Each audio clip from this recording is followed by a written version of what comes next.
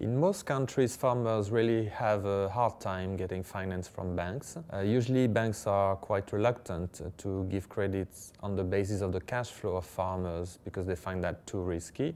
And they tend to ask a lot of guarantees for their loans. The problem in Eastern Europe and Central Asia, but also in other parts of the world, is that farmers usually don't have a lot of physical assets to give as guarantee for their loans. So that's how we started to look at other options. And at the end of the day, the most obvious asset that a farmer has is the harvest that he or she will produce. That's how, together with the EBRD, we started to develop grain warehouse receipts.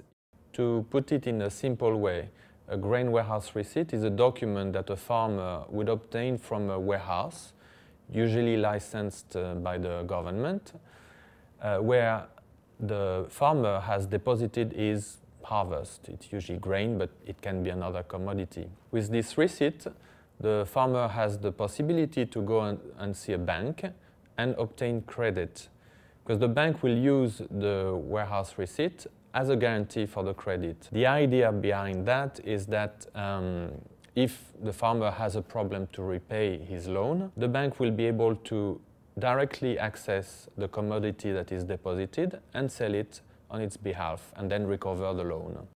The good thing with grain warehouse receipts is that in addition to allowing farmers to access credit, they can also decide to sell their harvest when they want. If they don't use this sort of system, usually farmers have to sell immediately after the harvest because they need to buy inputs for the next crop. With grain warehouse receipt, they simply deposit their harvest in the warehouse and decide to sell when the prices are higher.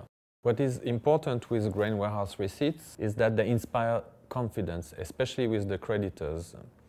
So what we have done together with the BRD is to make sure that the legal system is reassuring, especially for the creditors. It means that if there's a default, for instance, and the bank has to activate the guarantee, the legal system allows it to do it smoothly. That's what we've worked on in countries like Ukraine, and currently we're doing that in Russia, where we expect a new grain warehouse receipt law to be developed at the end of the year.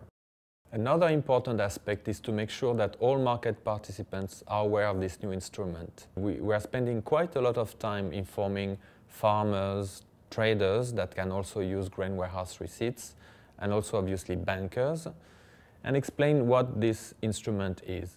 Together with the BRD, we've been spending quite a lot of efforts training inspectors, making sure that they're aware of the best practice in terms of control. If you want to make sure that grain warehouse receipts are used properly, you need to have in particular a strong inspection system.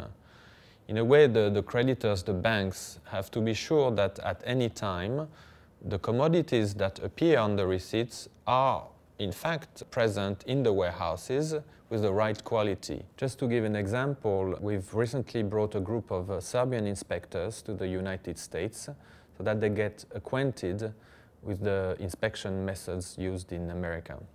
So now there's a new instrument that we are working on, and it's based on the experience of Brazil, and it's called crop receipts, or CPR. It's been a very powerful way in Brazil to finance agriculture. And the idea is a bit different. The idea is that you would finance the farmers before even the crop is harvested.